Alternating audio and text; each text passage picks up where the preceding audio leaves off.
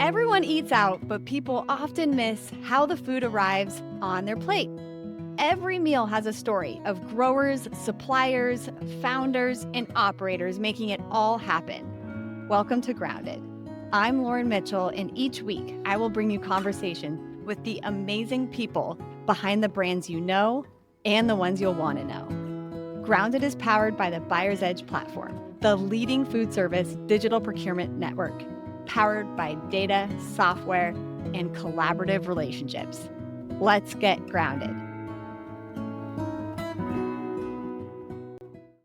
Today's guest, I'm just thrilled to speak with. When I heard him speak on a panel at this year's Restaurant Leadership Conference in Arizona, I knew I had to book him for this show.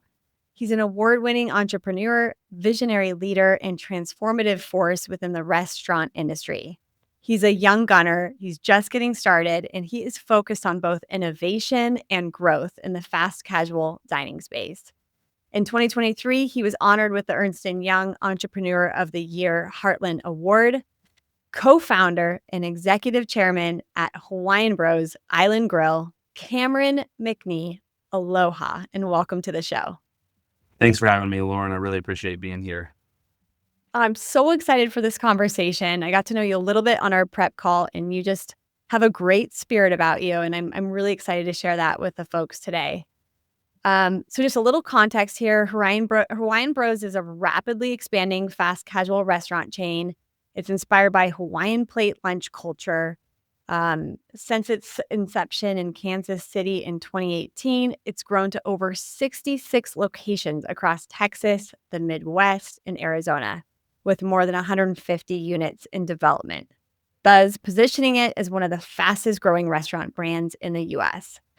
But let's dive in. I want to start with you as a restaurant business leader, and I got a tough question to start. Are you ready for it? I'm ready. All right. What do you believe to be the greatest need in our industry today? Yeah, it's a great question. Two things come to mind. On kind of the company culture side, I think we need more people first cultures in the restaurant industry.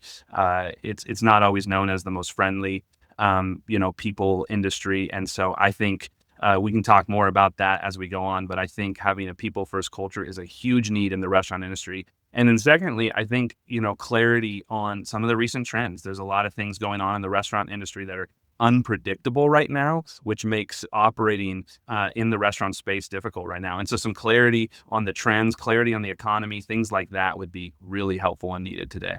This industry, I mean, it's so challenging. A lot of people would get scared. Did you have any concerns at the gate? Were you confident from the first minute? And why Hawaiian? Talk to us about the spirit behind the brand. Yeah, so it's great questions. You always have concerns when starting a new business. We were in a different part of the country we weren't familiar with. We weren't sure if if the Midwest if it would resonate with Hawaiian plate lunch. We thought it would. We thought it was a pretty universally palatable food. But there was always those concerns. But we also had a decade plus of experience of kind of working with this type of food and also just restaurant in general. We learned so many things of what not to do that I felt like we had a head start when we started the brand. That even though it's a startup, it felt like a second chance for us. And so that experience really helped. Now, to answer your question, why Hawaiian? That's also a really random story. But in 2003, my family bought a Hawaiian plate lunch restaurant in Oregon, where I'm from a Hawaiian family. And we worked in that business for over 10 years and developed a passion for it, developed a passion for the culture. And no one is really doing this on a national scale. And when we had the opportunity to launch it, we thought, hey, maybe this could be something bigger than just a couple locations.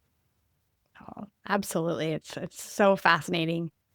All right. So how about talk to someone who's listening. They've got 5 to 10 locations. I mean, like we said, you've got over 60 now. What principles would you offer someone who's just getting out the gate? They have a vision to want to grow it, but like I said, they've got under 10 locations to start. Like, what are the main focuses you would have at that point in the business?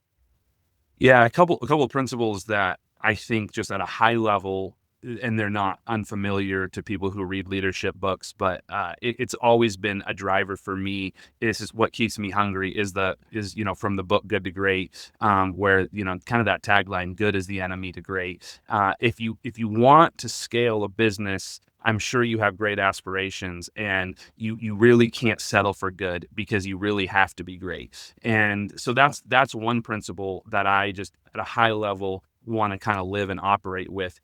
On a more tactical level, more strategic level, when you have 5 locations and you want to go from 20 to 30 to 40, you need to have a plan. Another, business fundamental principle that will be very familiar is begin with the end in mind. You can't just be throwing random, darts at a dartboard. You really need to know what is your plan, and then are your operations ready to scale? I mean, scaling a brand is not easy. And so you have to really think through operations. You have to really think through the various aspects of your business. Are they ready to scale? Do you have the systems in place? Do you have the procedures in place? Do you have the people in place? And one thing that I think was something that I learned along the way is, and I think every business owner that scales learns, is, the people that you have in certain positions at 5 locations might not be right for that position when you're at 20, 30, 40 locations. And, and that's sometimes those can be hard decisions, but that's part of scaling a brand. Has there been a change, positive or negative, that you've implemented, something that was there when you had 5 locations and you needed to take away once you scaled in specific? Or perhaps something great that you added as a result of the growth and wish you had all along? Yeah, well, one thing I think we just started with, and this goes back to having experience prior to starting Hawaiian Bros, but is really the simplicity. That's something that we started with and has not changed. Mhm. We are an incredibly simple concept, which is favorable to scaling. We have somewhere between 80 and 90 SKUs. I know other quick casual or fast food restaurants that have 400 SKUs. So we are very simple. That allows us to focus on being really great at a few things, where we don't want to be a mile wide and an inch deep, but we want to, quality over quantity when it comes to a menu. But that also simplifies operations. Those things really, really help in scaling. And we had that from the beginning. We started with like 6 entrees. You look at some of the best brands out there. I grew up on the West Coast, and I know In-N-Out, they've never changed their menu really. And, they have a few things, and some of the other best brands, they have just a few things. And so we started with simplicity. That fundamental principle has kind of seeped into other areas of the business too. We want to keep it simple, and that really helps us scale. Absolutely. Simple is good, and you guys can nail the quality, your inputs. That's awesome. Okay, I wanna talk a little bit more about culture. This is what, captivated my attention when you were speaking on the panel, and kind of a people-first culture. What does this look like for your organization? And listeners, by the way, this checks out. Talking to some of his employees, they absolutely, um, validate this, that it's a people-first culture. I just wanna understand more, like, what does that look like from your perspective, at the ground level? Yeah, it's really, really important to me. It was really important to my brother, as well. I've seen in the restaurant industry the burnout. I've seen in the restaurant industry, people changing jobs constantly, the turnover. I don't think the restaurant industry is necessarily known as the most employee-friendly industry, just historically. And that's not an indictment on any brand in particular or anything like that, but it's just what I had witnessed and seen. And we really wanted to be something different. And so it starts with an idea, but an idea to be true has to really become tangible. We built we're a Hawaiian brand. We built our values, the top values, the aloha spirit. If I had to define that, people ask me all the time, well, define what that means for your brand. And it's very easy for me. It's treating others the way that you want to be treated, and giving is better than receiving. I would rather be on the giving end than the receiving end. I get so much more joy in that, and I want that to be the culture that our restaurant and our brand has, and how people treat each other. And so one of the tangible things, and I talked about this on the panel that you saw me on, one of the very tangible things we did from the beginning is we sourced a great health insurance plan, and for all our career level employees, or kind of our salaried managers, assistant general managers, anyone in the corporate overhead, in that pool of people, we pay their health insurance premium 100% for them and their partner, spouse, and kids. And so they don't get a deduction on their check, a line item, taking health insurance premiums out or anything like that. And that's one of the many tangible things we do that is like, hey, we really care about you. We care about your health. We care about the best version of yourself showing up. And we're just going to take this out of the equation for you. You don't have to worry about this, and you don't have to budget this. It's just always going to be something we do. And so there's other things, but that's probably the biggest and most like costly from a dollar standpoint. But I think that comes back to us with great employees, great attitudes, a lot of loyalty, a lot of less turnover, things like that. And so I do it because it's the right thing to do. But there's definitely benefits from treating people the right way. That is such an awesome thing that would absolutely translate down to the guest experience. I mean, when you're happy employees, you can feel that in the environment in there. And then to your point, it breeds loyalty and longstanding members, which again has that expertise. So I love that example. Definitely something to challenge more of an industry norm. Is there any other example that you and your brother have done with a brand that would say challenges the industry norm? Yeah, it's a good question. I think one, just this going back to what I talked about with the simplicity, I think the tendency, especially for young brands, is to chase everything. Like our menu has to be expansive. We have to be everything to everybody. So I think that chases, people can chase the industry norm that way, and we kind of didn't go that direction. I think we want to constantly look at our values to make decisions. I think we've made the right decision over and over again when it comes to people and how we handle people. Even though it might not be the best business decision. I remember early on, we had given what we call in our brand a pioneer grant. It was a grant of ownership to dozens of employees that really helped us get started. And this went from managers to even cooks in the kitchen. We gave some ownership to them. And there was one person that no longer worked for us, and actually had been terminated for other reasons, but they were still integral in starting this brand. And we were advised, oh, we shouldn't go back and give that person ownership. And my brother and I said, no, we need to give that person some ownership. They were so huge for us in the first 2 years of opening this brand that we need to reward them for that. And so that's just like an idea of just an example of, we always want to aim to treat people right. I would rather go to bed at night thinking I did a little extra than not enough. And so those are just some examples of how we maybe bucked the trend of what business people would tell you to do. Absolutely. All right, so our time's limited.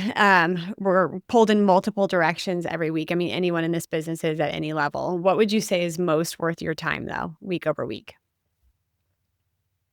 I like to think of myself as like an ambassador of quality control. Like no one knows in our brand, no one knows our product better than myself. And so whatever I do, I want it to be focused on the quality of our product, the quality of our service, the operations, things like that. So I like to dabble in everything, but it all comes back to how are we driving the quality of our product, the consistency of it all, having great operations. And so, I'll dabble in development, I'll dabble in finance and operations and legal and all of those things. I'm in calls on all of those each week, but really my passion is for consistent guest experience. And so I try to stay focused there.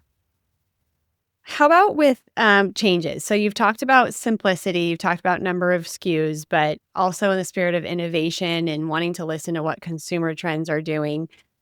How does your team specifically make decisions based on something that you might see or hear, and then actually implementing it? What's the filter that you kind of run it through?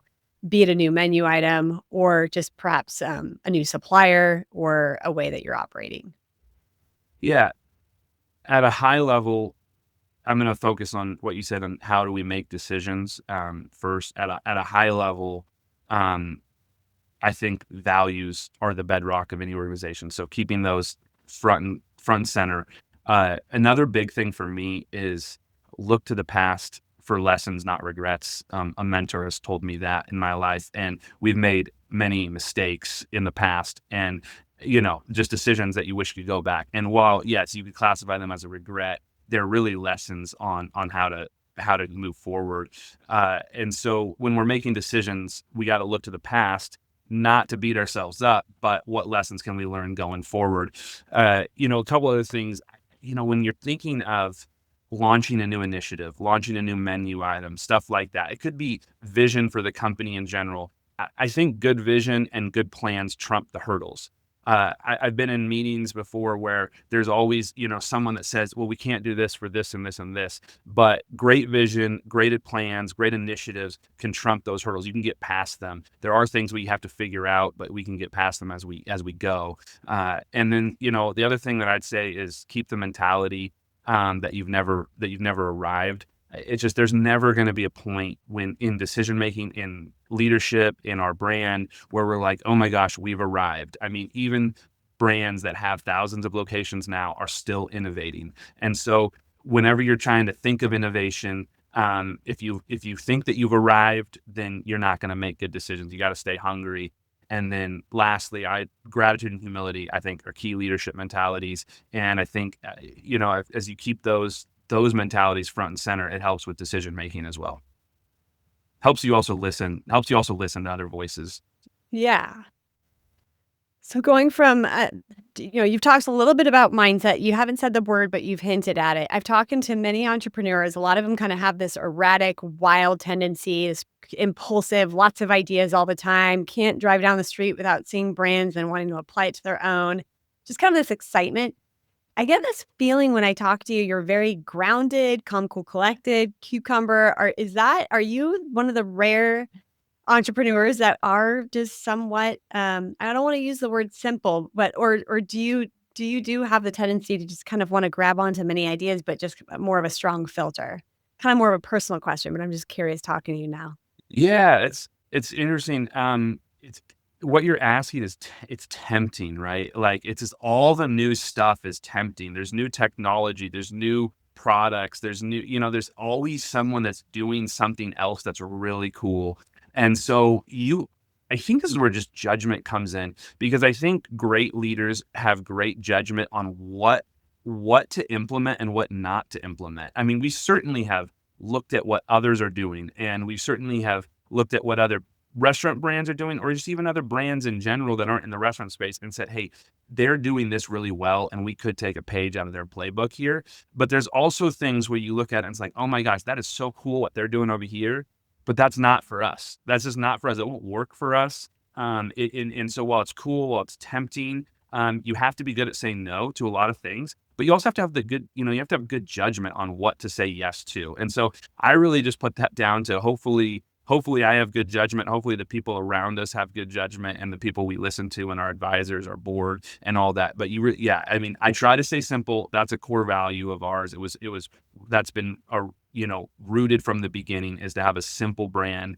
But that doesn't, we're still innovating. We still have to innovate operations, the menu, all the different things that have to be innovative. So just really good judgment on that. And I'm not saying I have that all the time. I'm just saying you need that. Yeah. No, I think you do. I think you do. Okay. The fun topic though is trends and some of the things that we're seeing out there. Something top of mind for a lot of people is AI and ChatGPT, and some are admitting how we're using it in our workday, others are not. But I am curious. I mean, from end to end operation or from product selection, are you guys currently using AI in either how you forecast or any implement or any area of your business? And can you share a little bit more about that? Yeah. This is perfect, segue from your last question. I mean, I think this is one of those things where you look at AI and we've judged that it's very helpful and that it's necessary. It's here to stay. I've heard people say, that today is the worst that AI will ever be. Like it just keeps getting better every day. And so I think restaurants and probably all businesses need to be leaning into AI. We're heavy AI users. I think it's helped reduce corporate overhead costs. I think it also makes our work better. I mean, just ChatGPT is the simple one, but filtering emails and kind of washing it through ChatGPT is just a very simple thing that people do that just makes their work better. But we use it for forecasting. I mean, we use it in finance, we use it in legal, we use it to help operations. It helps with labor and scheduling, food costs. I mean, we're using it all over the board and trying to get everyone to be, adopters, of AI within our organization. And some people are just all about it, and others are slower to adopt it. And but it's here to stay. And so I think brands would be foolish not to lean into it. It's evolving so rapidly. It is mind-blowing, and just the pace that it can produce, even just from a marketing standpoint and how to cater different messaging. And I'm so fascinated, and I wish I could go back and be a college student in this day and age and just take course over it right now. Yes. I mean, be so interesting. Yeah. Um, okay, so how about any other technology that you're leaning on specifically to support you? Let's get away from AI, but is there any technology even from an equipment standpoint in your restaurants that you've updated or just behind the scenes to make, supply chain visibility? Um, Anything come to mind? Yeah. I mean, we have a big technology package, constantly looking to have some of the best technologies out there. It's another area where you have to have good judgment is I think, you can't necessarily be best in class in everything, that you be constantly chasing that. And so there's always something maybe a little better in some ways. So I think you need to really figure out where you want to be best in class from a technology standpoint. But operationally, we're using crunch time for food cost, and that's a big piece of technology for us that we have great cogs in our business right now. That helps with supply chain, helps with inventory. So that's one piece of technology that stands out. Recently we use Toast for our point of sale. Recently, the big trend right now is delivery, and people stepping away from dine in and more on DoorDash and Uber Eats and all that third party delivery.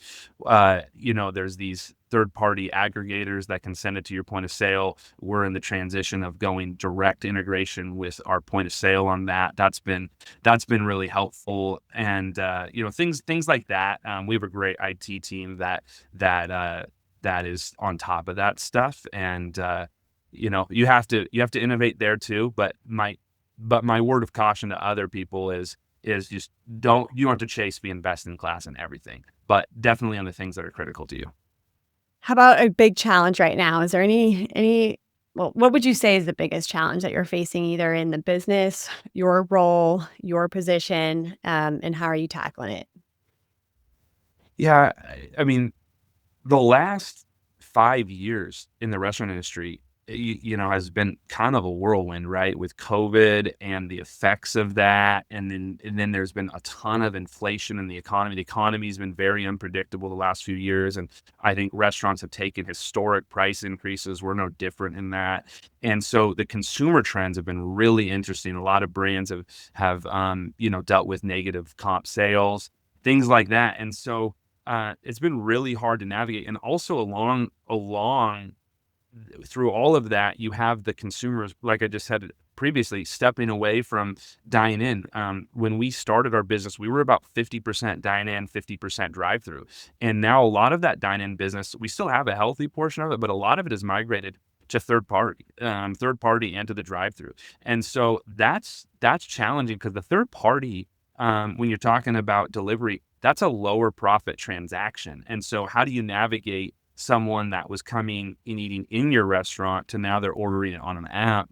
Uh, that's that's challenging because the cost dynamic of that transaction is different.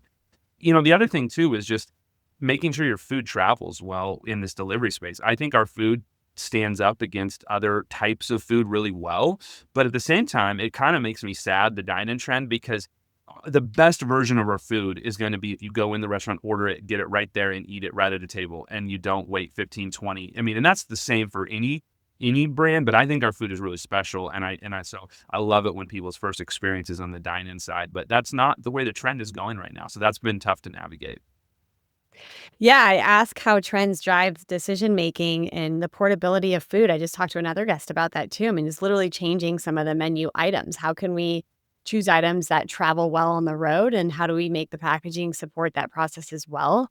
I mean, there's so much to that. And I'd add, how do you set up your operations to facilitate the drivers, on your parking lot? I mean, one of the things we've learned, is that I mean, this again is something we learned over the trends. We have a lot of restaurants out there that are too big, because with the less dine-in traffic now, we just don't need the dine-in space we used to think we need. And now it's more about, what does our parking lot look like, and how can we get those third-party delivery drivers on and off our parking lot? So it's not just the food, but it's the operational aspects. But we've been able to shrink our prototype down, and we've been able to actually build on smaller lots. But the key is getting people on and off the parking lot, especially the people that aren't staying and eating your food. And that way you don't have a log jam in your parking lot. But so there's some things to lean into there, but definitely some challenges.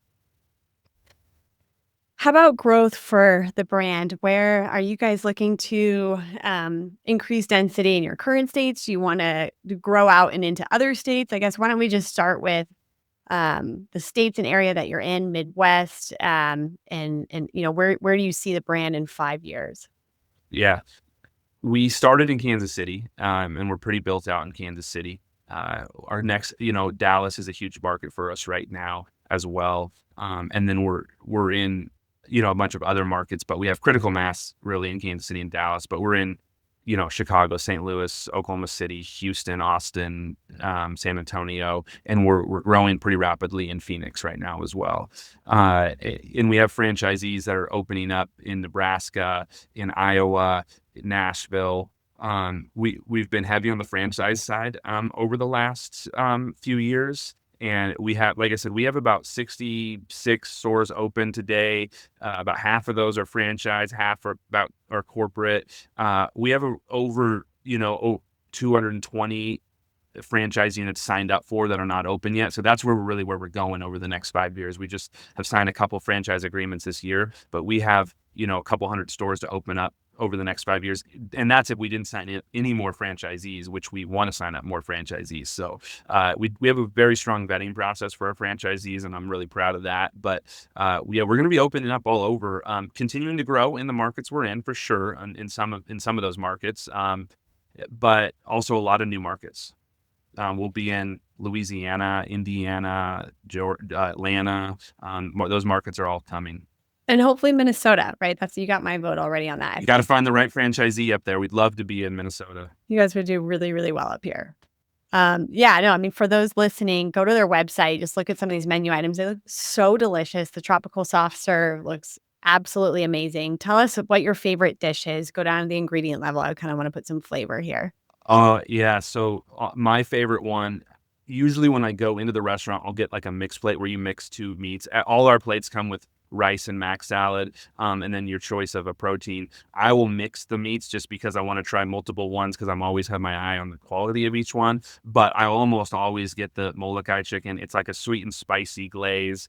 It's not too spicy, but that's always been my favorite. And I like to mix the mac salad up in with the meat and all that. It's kind of a pro tip, but yeah, that's my go-to dish.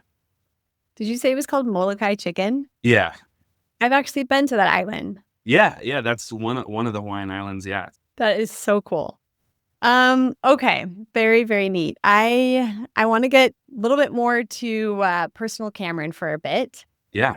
What do you do outside of work? I know recently you went to Disneyland. I have to ask, any tips for those that are going out that direction? Yeah, my wife, we just surprised our kids with the Disneyland trip. We picked them up from school, brought them home. I actually used an AI app to create a song that informed them that we were going to Disneyland right that moment. And so No way. we had them sit on the couch, and I said, listen to this song and tell me if you understand what it means. And at the end of the song, it kind of said, hey, we're going to Disneyland right now.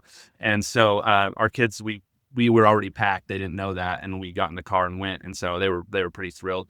So Disneyland, the tips for Disneyland, what worked really well for us was go in the morning early, take a break in the middle of the day when it's hot, and go back at night. So that's what we did.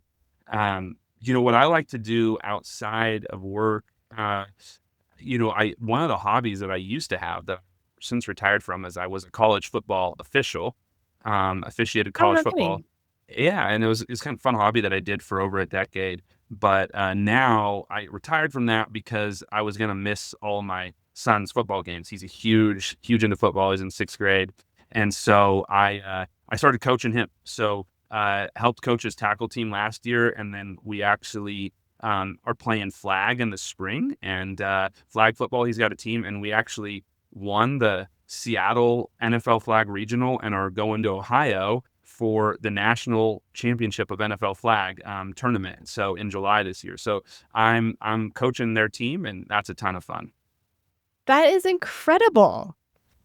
I love asking this question. You just never know what you're going to hear. It's so Yeah. business focused. That is so awesome. I love that. I love it.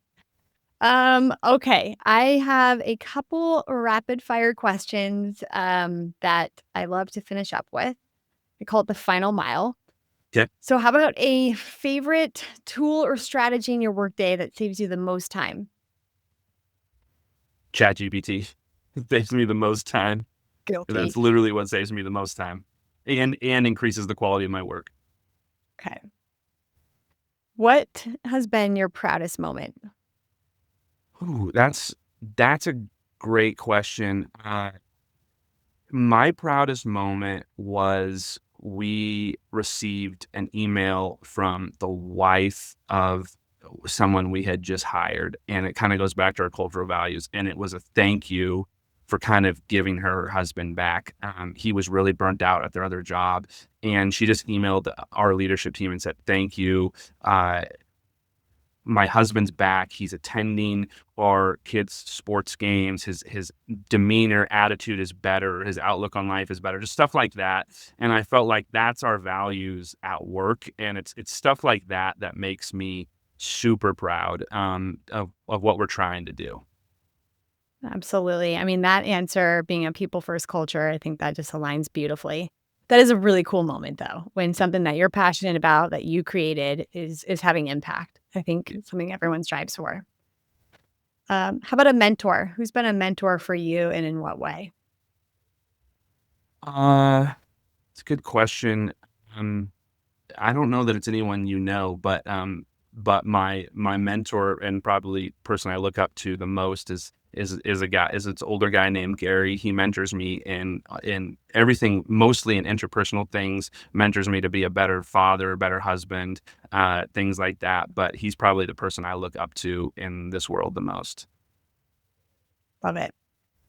To the next generation of entrepreneurs, what is your best secret that you're willing to share? Put people first. You can never go wrong putting people first. You can and just do the right thing, whether it's people related or not. You have to do the right thing. And even if the right thing is going to cost you, doing the right thing is super important. I just think that you have to, when you're starting a business, when you want to be an entrepreneur, you have to have a great product. You have to have a great business plan.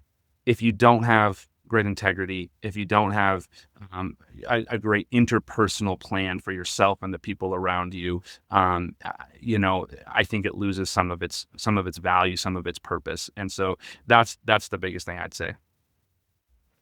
Thank you so much for your time. I want to make sure those that have been listening can get a hold of you or in contact with you if you've said something that hits with them or they want to learn more about the brand and perhaps become invested in it. Where can people find you? You can find me on LinkedIn, and you can message me there. That's probably the best place to connect with me. Awesome. Well, thank you so much, Cameron. It's been a pleasure.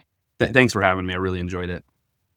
And to our audience members, thank you. If you learned something today or laughed, please share this podcast. And thank you again, Cameron. Thank you. That's a wrap on this episode of Grounded. We've covered a lot of ground as we explored what it really takes to run food service behind the scenes. For show notes, highlights, and our latest market insights, visit us at groundedonthepod.com.